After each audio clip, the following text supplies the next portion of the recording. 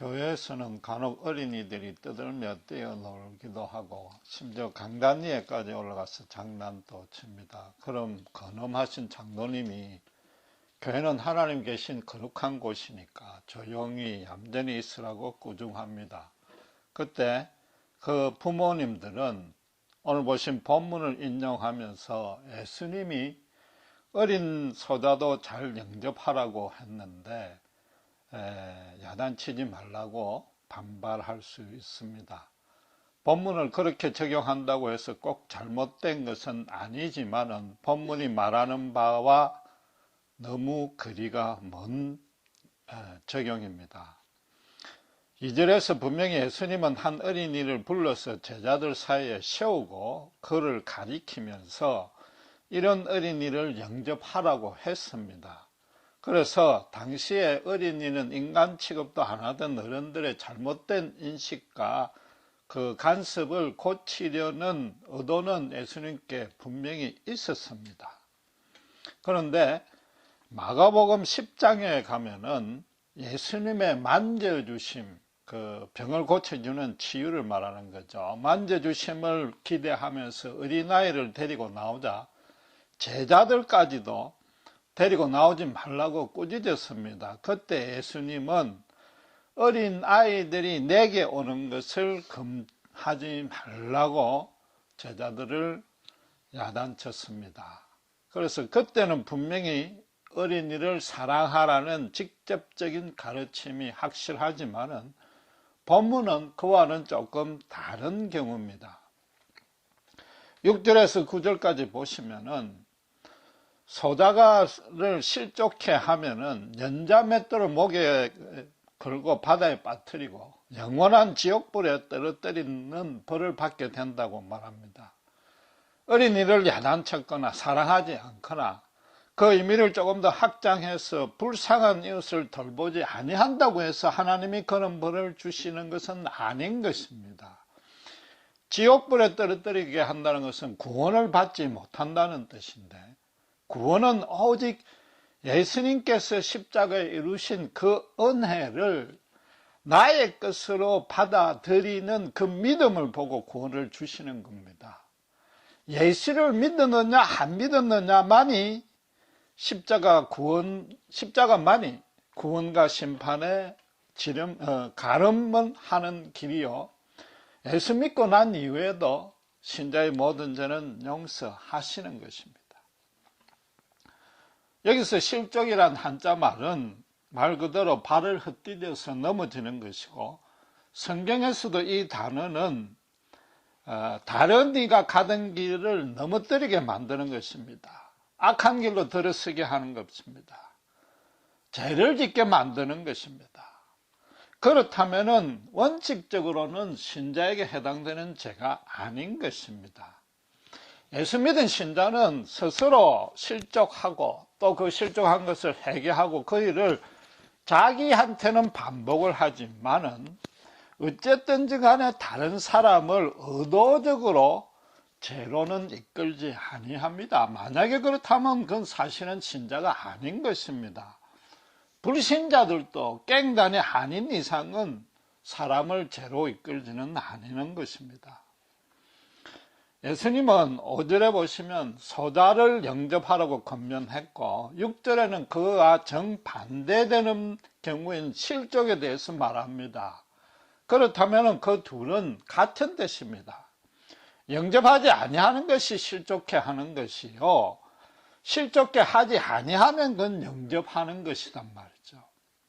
그럼 실족시킨다, 영접한다는 정확한 뜻이 무엇인가를 알려면은 본문에서 말하는 소자가 누구인지 먼저 따져봐야 됩니다. 5절에 보시면 내 이름으로 이런 어린이를 영접하라고 그랬습니다. 이런이란 것이 그 앞에 지금 세우는 그 아이만 가리키는 것이 아니라 그 앞에 3절, 4절까지도 연결되는 것입니다. 돌이켜서 하나님 앞에 낮아져서 천국에 입성하기에끔 합당한 자가 된 자입니다. 또 6절에는 나를 믿는 이 소자라고 그랬습니다. 단순히 어린이가 아니고 예수님을 믿어 구원받은 자인 것입니다. 이 본문의 결론이 2절에서 14절에 잃어버린 양을 되찾는 비유로 끝이 납니다. 결국 여기서 소자는 단순하게 어린이도 아니요, 불쌍한 이웃도 아닌 것입니다. 소외된 자, 비천하고 신분이 낮은 자, 그런 것이 아니라 바로 신자를 가리키는 겁니다. 하나님 앞에 낮아진 자입니다. 그런데 아무리 불신 세상이라고 해서 예수 믿는 신자로 하여금 죄를 짓게 강요하지는 않습니다. 시험은 하고 유혹은 하지만 억지로 죄짓게 만들지는 아니하고, 또 그런다고 해서 신자는 그걸 물리치고 선하게 살면 됩니다. 실족해 한다는 것은 문자 그대로 가던 길에서 벗어나게 만든다는 겁니다. 신자로 하여금 신자가 아니게끔, 말하자면 예수 못 믿게 만드는 겁니다. 핍박하고 해방하는 겁니다. 본문을 자세히 보면은 신자가 상을 받거나 신자가 벌을 받는 것이 아니고, 신자를 영접하는 자 하나님께 복을 받는 것이고, 신자를 실족시키는 자 벌을 받는 것입니다. 신자가 아닌 제3자가 상과 벌을 받는다는 것입니다. 거기다가 상보다는 벌을 예수님은 아주 무시무시하게 길게 강조하고 있는 것입니다. 결국 이 말씀은 베드로가 그 유명한 고백을 한 이후에 지금껏 계속 살펴본 대로 예수님의 가르침에 어떤 일관된 주제에 비추어서 해석을 해야 되는 것입니다. 베드로가 예수님을 그리스도여 살아계신 하나님의 아들이라고 고백한 이후에 본격적으로 당신께서 십자가에 죽으시고 부활할 것을 가르쳤습니다. 제자들로서는 나중에 예수님께서 부활하시고 성령으로 부어주시는 그 참 생명이 자기들에게 얼마나 큰 권능으로 역사하시고, 그래서 자기들로 하여금 전혀 다른 사람으로 바뀌게 만들 것이란 사실은 전혀 실감도 못하고 그때로서는 꿈도 꾸지 못하고 있었습니다. 그러니까 스승이 더 이상 함께하지 아니한 사실만 생각해가지고 근심했던 것입니다.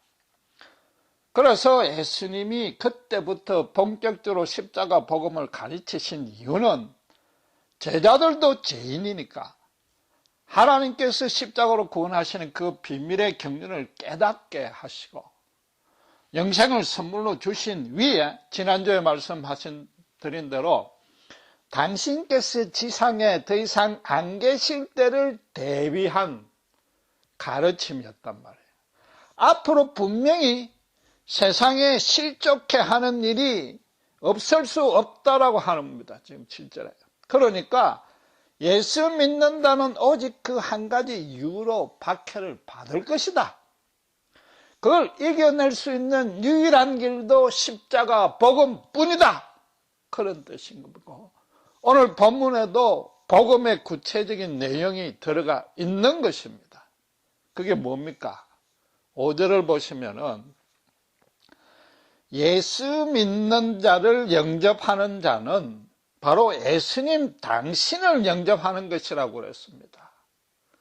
예수 믿는 자가 예수님과 동격하게 됐습니다. 이 엄청난 얘기인 것입니다.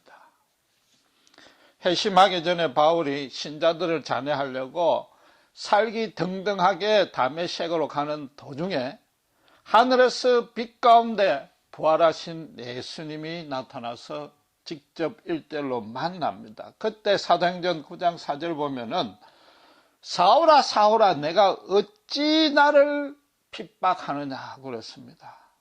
예수님은 이미 이 땅에 당신의 실체가 없고 천국 보좌로 올라가신 하나님 본체십니다.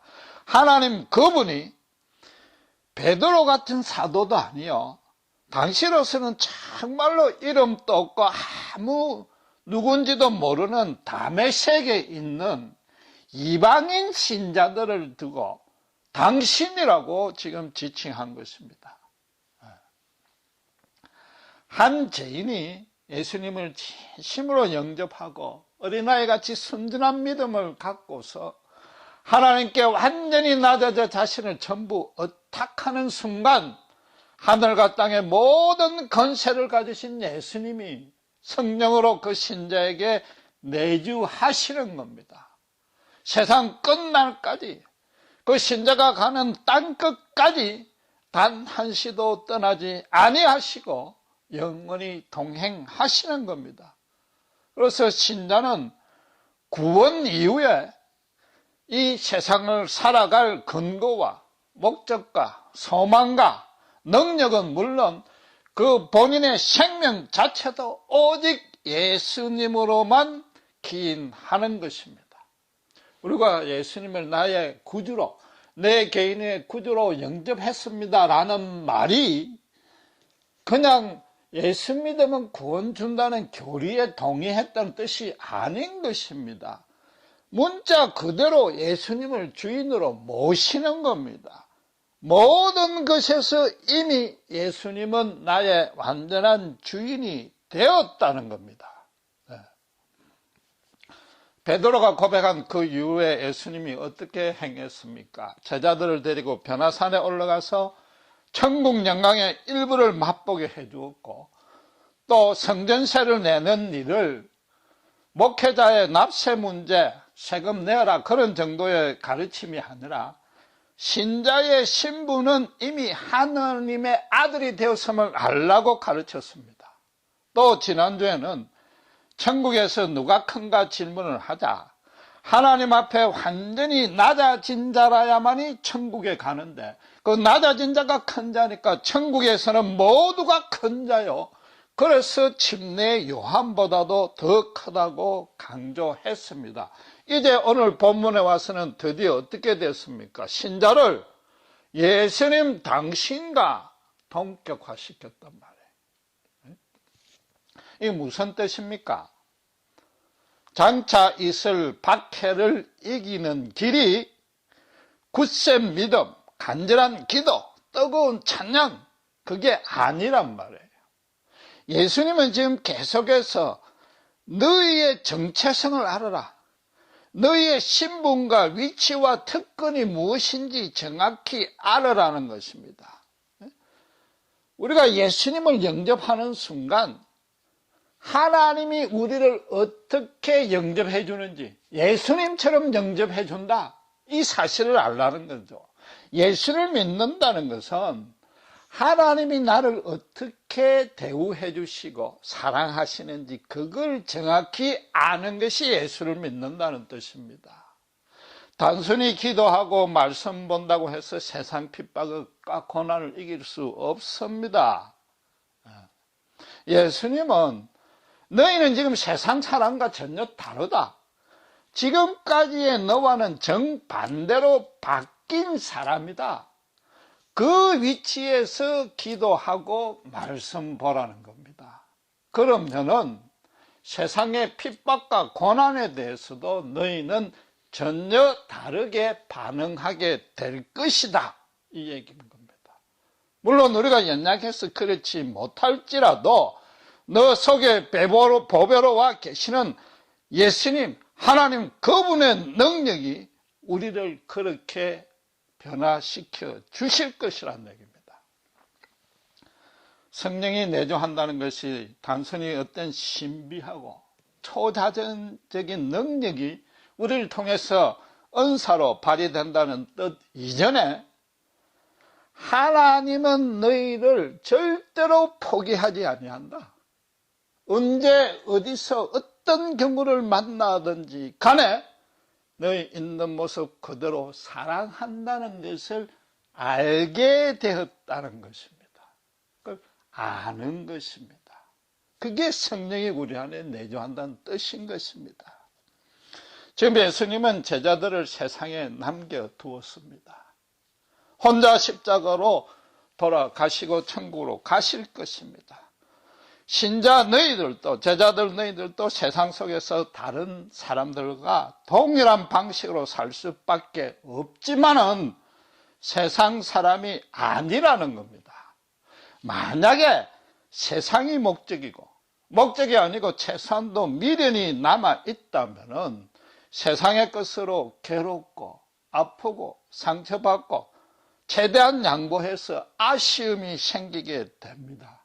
그러나 너희의 영원하고 절대적인 궁극적인 거처는 천국이다. 이 땅에 있지만 천국 시민이다. 그렇다면은 세상에서 몸만 죽이는 세상과 사람을 두려워할 이유가 없는 것입니다. 그 대신에 다른 이로 하여금 예수님을 영접하고 천국으로 초대하는 일을 평생의 소명으로 살게 되는 것입니다. 사도들처럼 세상 재물과 권력과 명예와 고난 연연치 아니합니다. 예수님의 이름으로 부활을 전하던 사도들이 또 붙들리고 또 붙들려 두 번이나 붙들려 가서 채찍을 맞았지만 그들이 나오면서 어떻게 고백했습니까? 예수님의 이름으로 능력 받는 일에 합당하게 여기심을 기뻐했다고 그랬습니다. 하나님이 상급 주실 것을 바라보고 기뻐했다는 뜻이 아니라 세상 사람들이 자기를 볼 때 자기 속에 예수가 드러나고 부활 생명이 드러나고 자기들보다 다르니까 미워하고 핍박하게 되더라. 내 안에 분명히 예수가 살아 있음을 확인하고 기뻐했다는 겁니다. 창세기 12장 3절에 잘 아시는 대로 믿음의 조상 아브라함에게 하나님이 어떤 약속을 했습니까? 너를 축복하는 자 하나님이 축복하고 너를 저주하는 자 하나님이 저주하시겠다고 그랬습니다. 아브라함에게 상과 벌을 준다는 것이 아니라 아브라함을 어떻게 대우하느냐에 따라서 그 사람, 이웃, 제3자에 대한 상과 벌을 언급하신 것입니다. 하나님이 무슨 일이 있어도 무조건 보호해 준다는 단순한 뜻이 아닙니다. 하나님의 자녀가 되었다는 것은 이미 하나님의 상과 벌과는 무관한 존재가 되었다는 뜻입니다. 이미 하나님의 아들이 되었고 본문처럼 예수님과 동격이 되었고 천국 영광의 보장이 되어 있고 어떤 죄를 지어도 구원이 취소가 되지 아니하는데 예수님과 동격이 되었는데 인간으로서 최고로 최상의 상을 이미 다 받았는데 그 외에 무슨 상이 또 더 필요하냐 이 말인 것입니다. 바로 이게 복음인 것입니다. 신자의 신분을 아는 게 복음이란 말이에요. 내가 어떤 자라가 되었다는 걸 알기에 그게 기쁜 소식이 된 것이란 말이에요. 신자 때문에 다른 일을 상벌 준다는 것이 신자만 더 편애한다는 것이 아니고 신자가 사는 목적이 다른 이로 하여금 다른 이제 하나님의 상과 벌을 받을 일은 자기에게는 뜻이 떠났고 다른 이에게 이제 해당되는 문제라 이 말이에요. 다른 사람들은 하나님 상을 받게 하든지 벌을 받게 하든지 그 둘 중 하나를 확실히 하라. 이게 신자의 삶이란 뜻입니다. 하나님의 정권 대사가 되었고 예수님이 살아있기 때문에 언제 어디서 무슨 일을 하든지 예수님의 빛과 냄새를 드러내서 어떤 이로는 생명으로 어떤 이로는 죽음으로 이끌 수밖에 없는 그런 삶을 살아란 말이죠. 예수를 보는 자로 하여금 예수에 대해서 흥미를 갖든지 아예 욕을 하든지 둘 중 하더라도 만드는 그게 신자의 삶이고 아브라함을 축복하는 자 축복하겠고 저주하는 자 저주하겠다는 뜻이단 말이에요. 다른 이로 하여금 자기처럼 하나님 앞에 스스로 돌이켜 낮아지는 자로 만들란 말이죠. 그러기 위해서 너희들부터 완전히 낮아지라는 겁니다. 표현이 조금 이상하지만은 예수님의 말씀은 씹을수록 더 맛이 있고 심지어 재미있기도 합니다. 당시에 로마 제국에서는 부모를 죽였거나 사회적으로 도덕 질서를 아주 문란케 만든, 말하자면 천하의 폐륜화를 연자맷돌을 달라서 바다에 실제로 빠뜨리는 처형을 했습니다. 로마 제국에 반역하는 자들은 최고의 형벌인 십자가로 죽였고, 말하자면 그 다음째 두 번째 극형인데, 반역은 사실은 정치적인 죄입니다. 윤리하고는 조금 거리가 멉니다. 그렇다면 이게 도덕적인 죄로서는 최고 나쁜 죄입니다. 예수님은 지금 신자를 박해하는 자는 그보다도 더 못지 아니하는 최고의 극형인 지옥불 심판을 지금 말씀하시는 겁니다.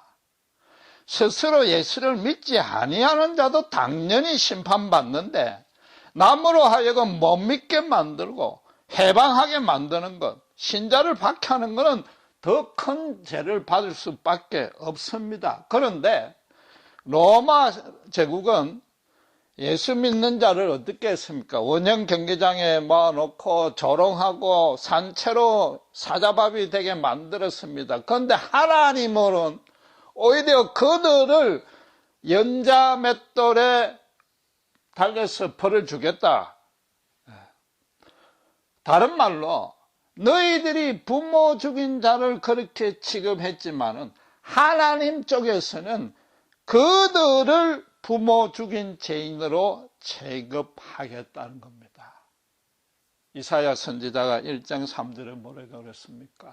서도 힘자를 알고 나귀도 주인의 구유를 알건만 내 백성은 부모 되는 하나님을 모른다 말이죠. 멀리 했다는 거죠. 너무나 한탄하셨잖아요.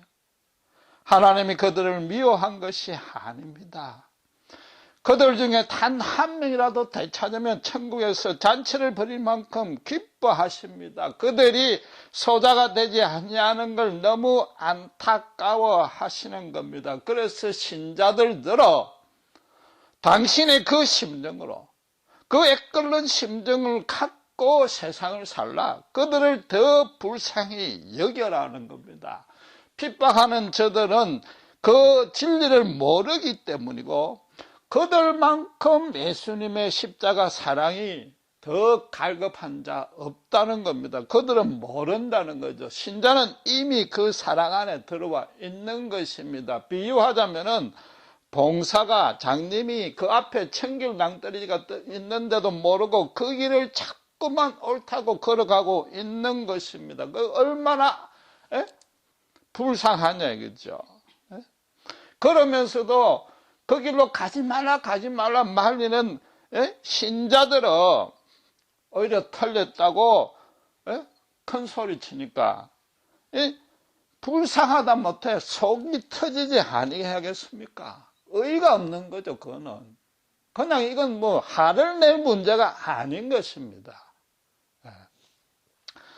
사랑하는 자식이 앞으로 어떻게 하면 가장 유익하고 성공할지 그 길은 경륜이 많은 부모는 분명히 압니다. 뭐 너무 거창하게 이야기할 것 없이 학교 공부를 하라고 그러는데 공부는 안 하고 길거리에서 깽단을 하고 있다면은 부모가 근데도 아무리 타이르고 달래도 말을 듣지 아니하고 거꾸로 부모에게 대듭니다. 돈 안 준다고 오히려 두들겨 팹니다. 그럼 그 부모는 얼마나 그 속이 터져 죽지 않는 게 이상한 거죠. 부모로서는 자식을 때릴 수 없습니다. 자식은 부모에게 대들어도 부모로서는 자기 몸에서 난 자식이라는 그 오직 한 가지 이유만으로 절대 자식을 두들겨 팰 수는 없습니다. 그게 속이 터져 죽는 거죠. 그게 예수님의 십자가 골고다 언덕인 것입니다. 신자는 그럼 어떤 자냐? 같이 깽짓을 다 같이 하고 있는데 부모가 그런 자식들을 아무리 해도 안 되니까 그 죽는 모습을 보고 뉘우친 자, 먼저 뉘우친 자가 신자인 것입니다. 불신자는 뭐예요? 그래도 아직 돌이키지 아니했고, 부모가 돈도 없이 죽었다고 오히려 먼저 뉘우친 형제를 찾아와서 야단치고 왜 깽단에서 빠져나갔느냐고 미워하는 거, 못 살게 구는 겁니다. 그랬을 때 과연 그 형제와 신자가 맞싸울 수 있느냐 말이에요. 없는 겁니다. 부모의 본을 따라서 같이 죽을 수밖에 없는 겁니다. 지금 예수님은 제자들 들어 앞으로 있을 핍박에 그렇게 대처하라는 겁니다. 세상 세력을 완전히 뒤집어서 정복해서 이기지 말고 그 나쁜 죄에 물들지 말고 선과 의와 사랑으로 실천하는 모습으로 담담하게 이겨란 말이죠. 왜? 너희는 하나님의 아들이 이미 되었단 말이죠. 예수님의 형제가 되었지 않느냐는 겁니다. 문제는 마지막 10절입니다. 9절까지는 7절에 보시듯이 세상에 하가 있다고 세상에 대한 말씀이고 신자 밖에 제3자에게 해당되는 내용인 것처럼 보이는데 10절에 와서는 명시적으로 너희에게 말하노니 그랬습니다. 제자들들은 동일한 죄를 범치 말라는 것인데 신자가 신자를 핍박하거나 못 믿게 만드는 일은 없습니다. 7절까지는 실족이란 단어를 썼지만은 여기 10절에서는 업신여기지 말라고 그랬습니다. 경멸하거나 멸시하거나 우습게 여기지 말라는 겁니다. 신자는 이상하게도 생전 처음 보는 사람이라도 예수 믿는다 그러면 금방 친해집니다. 그냥 예수 믿는 이야기를 나눈다고 정신 없습니다.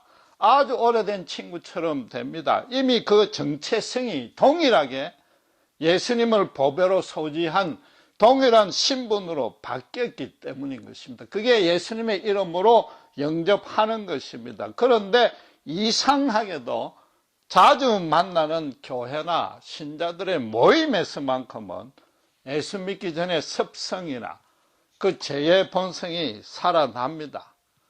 세상의 뜻으로 하나님의 사람을 판단하는 경우가 나타나는 것입니다. 재산이 많거나 권력이나 명예가 앞서면 괜히 우대합니다. 지금 예수님은 절대 그러지 말라는 거죠. 아무리 이름 없더라도 무시하지 말라는 거죠. 그렇다고 해서 하나님의 구원을 취소시키는 것은 아니지만 앞에서 말씀하신 그 무시무시한 경고처럼 하나님이 그만큼 싫어한다는 거죠. 교회 안에서 남을 없이는 것은 그만큼 하나님이 분노하는 죄라는 겁니다. 바로 이 가르침을 받은 베드로가 동일한 잘못을 저질렀습니다.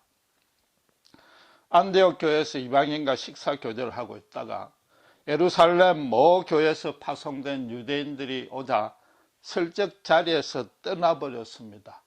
유대인들이 자기들을 어떻게 볼까 두려웠고 구약 율법적인 인식과 간섭이 아직도 남아 있었던 것입니다. 그걸 의식했습니다. 그 결과는 어떻게 된 겁니까? 이방인을 업신여기는 꼴이 된 거죠. 그 자리를 피하게 된 그 이방인의 기분은 어떠했을 것 같습니까? 예수님의 수제자인데 십자가 복음은 절대로 세상의 기준으로 평가를 하지 아니하고 모든 네가 하나님 앞에 죽을 수밖에 없는 죄인이기 때문에 하나님이 우리를 대신해서 죽으셔서 자녀로 삼아 주셨고 그래서 예수 그리스도 안에서는 모두가 형제요 부모라고 사랑한다고 베드로가 그렇게 말해놓고는 말과 행동이 달라버렸단 말이에요. 그럼 그 이방인은 아직까지 나를 형제로 인정하지 아니한단 말인가? 하나님의 친백성이 아니한단 말인가? 그런 느낌 들 것 아닙니까? 본문식으로 따지면은 예수 믿는 자가 바로 예수님이라고 동격이라는데 베드로 안에가 예수가 있고 베드로가 바로 예수라면 예수도 믿을 거 안 되네 이렇게 된단 말이에요. 좀 극단적으로 해석한지 몰라도 실제로 그런 일이 일어난단 말이죠. 베드로는 무심결에 습관적으로 한 행동일지 몰라도, 그래서 예수님이 뭐라고 7절에 실족해 하는 일이 없을 수는 없으나 있을 수는 있단 말이에요. 그렇지만 하나님은 그걸 너무나도 심각하게 여긴다. 왜?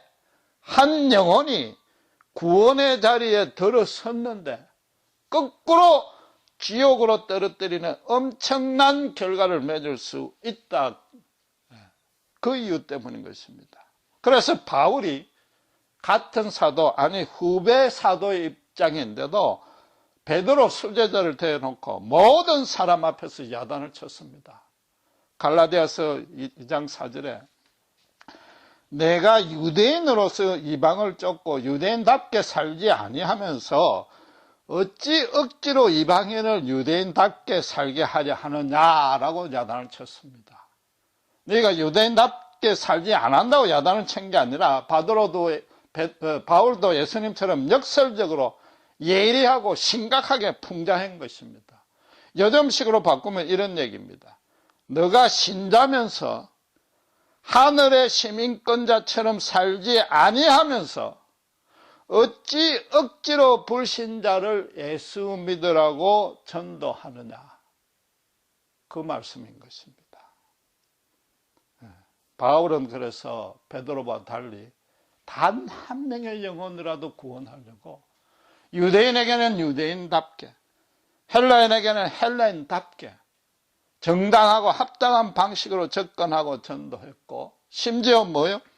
우상의 제물이 믿음이 연약한 자가 실족하게 되면은 그것을 염려해서, 말하자면 예수 믿는 의미와 내용과 그 진리를 제대로 알지 못하는 사람이 복음을 오해하고 교회에 더 이상 나오지 아니할까봐, 상처받고 시험 들까봐 아예 고기를 평생을 걸쳐서 먹지 않겠다고 한 것입니다. 본문은 어린이를 사랑하라는 간단한 그런 도덕적인 가르침이 절대 아닌 것입니다. 제자들대로 말하자면 바울처럼 되라는 것입니다. 어쩌면 예수님이 베드로가 3번 부인하는 것뿐만 아니라 이 안디옥 교회 사건까지 미리 아셨는지도 모르는 것입니다. 신자들은 세상에서는 물론 특별히 교회 안에서 아무리 가진 것 없고 내세울 것 없는 사람이라도 절대 업신여겨서는 안 되는 것입니다. 그 이유가 10절에 뭐라고요? 하나님이 각 소자 한 명 한 명에게 천사를 붙여주었고 보호하고 하늘에서 중보하는 그런 천하보다도 귀하게 여기는 존재이기 때문인 것입니다. 하나님이 절대로 업신여기지 아니한데 신자가 업신여긴다면은 하나님께 거역하는 것입니다.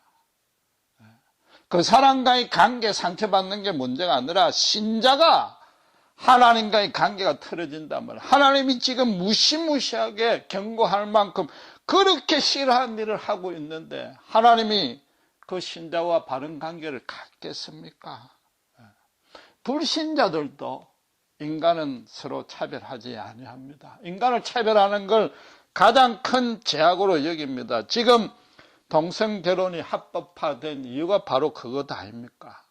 그들은 인권을 너무 중시하니까, 사람을 너무 중시하니까 좀 도가 넘어섰는데, 단순히 도가 넘어선 게 아니라 하나님이 안 계시고 인간만 최고 높은 자리에 올리다 보니까 당연히 필연적으로 그런 결과가 나오는 것입니다.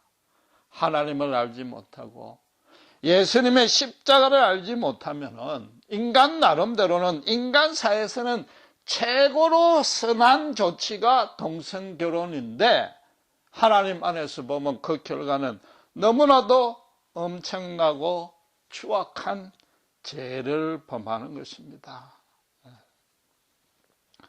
예수님은 그런 자들도 업신여기지 말라는 겁니다. 예수님을 모르니까 그렇게 갈 수밖에 없으니까.